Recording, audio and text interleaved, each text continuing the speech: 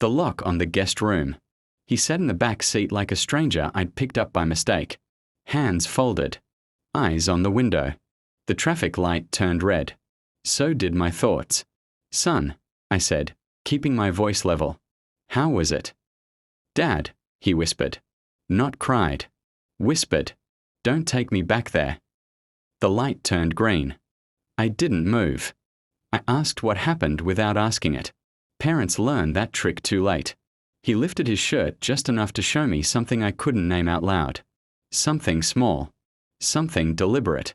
"Grandpa does this," he said, "when I'm alone." My hands locked on the wheel. White. Numb. "Mom drops me off every weekend," he added. "She knows. She says not to tell you anything." The road blurred. Not from tears. From focus. Then the last sentence. The one that turned my stomach into glass. "Dad," he said, finally looking at me. "Check the lock on their guest room." I drove past my turn. Past my rage. Straight into something colder. I didn't scream. I didn't pull over. I didn't ask him to repeat it. Shock is loud in movies. In real life, it goes quiet. Strategic. At home, I tuck him into bed and sat on the floor until his breathing slowed. I memorized the pattern. Proof he was still here. Then I stood up and became someone else. My wife texted later. "He forget his jacket?" A normal lie. Casually typed. I stared at the screen and felt the betrayal sharpen. Not just him. Her. I replayed the years. Every family weekend. Every forced smile. Every argument where I was told I was overreacting. I remembered how she defended her father. How quickly. How fiercely. I didn't accuse. Accusations warn people. Instead, I listened. Watched. Waited. That night, I dreamed of doors that wouldn't open. Of locks that clicked softly behind me. I went back to their house alone. Said I'd left something. The guest room was tidy. Too tidy. A room meant for silence. I checked the door. The lock wasn't broken. It was replaced. New screws. Fresh metal. Recently installed. I photographed it. Every angle. Every detail.